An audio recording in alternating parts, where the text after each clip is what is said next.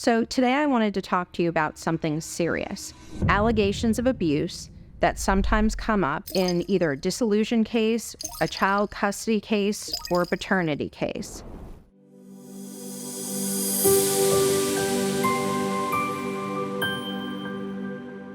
Now, these allegations are extremely serious, and law firms are mandatory reporters, just as psychologists, psychiatrists, and doctors are. But what's of paramount importance in this case is how you handle the case. So, when you first have an allegation, it's very important that you file a report with law enforcement immediately and call the 1-800-96-ABUSE hotline. If you see any injuries that are visible on your child, you need to immediately document them by photograph or by video. And if your child's making any statements to you, if possible, record them without stressing out your child. Now, once you call the law firm and we discuss this, we can help you coordinate with law enforcement to go ahead and make sure that the allegations are investigated. Allegations from a child witness are extremely serious, especially depending upon the age of the child. The younger the child, the more seriousness could be attributed in these circumstances. In cases in which the children are younger, it is much more serious because younger reporters don't lie in reference to what has happened to them. They just might not be able to fully articulate it based upon the nature of the charges and their vocabulary, depending upon their age.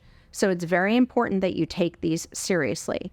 And I'm not trying to minimize allegations from older children either.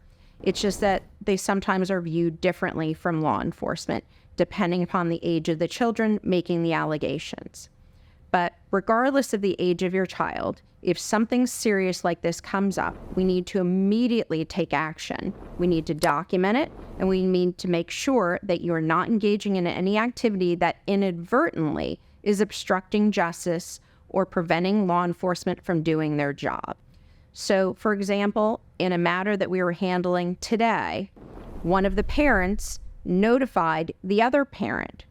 And that's a problem because all of a sudden, the party that is alleged to have committed the offense against the minor child now has notice, can prepare for interviews from law enforcement, and has an opportunity to get their own lawyer, which might stymie the entire investigation in this particular case. Also, delaying in reporting could be problematic because we might be missing key physical evidence, which is why it's very important to get in contact with law enforcement immediately. If you're shy about calling law enforcement or worried for any reason, whether you're a legal U.S. citizen or an illegal U.S. citizen, or you have any other background issues, that's okay. We can help. Myself and a number of the other attorneys who work for my office either worked at the state attorney's office before as prosecutors or at the public defender's office before as defense attorneys. And we're well aware of how to work with law enforcement to help maximize what is being done in your child's case. So if you're dealing with this type of a situation, you need to act immediately. You need to document everything that has happened, document any injuries, write a timeline of what's happened in the particular case, make sure that your child is safe, and this is of paramount importance, and contact us and contact law enforcement. If you have any further questions, please click on the link below or schedule a call to speak to us about these serious allegations today.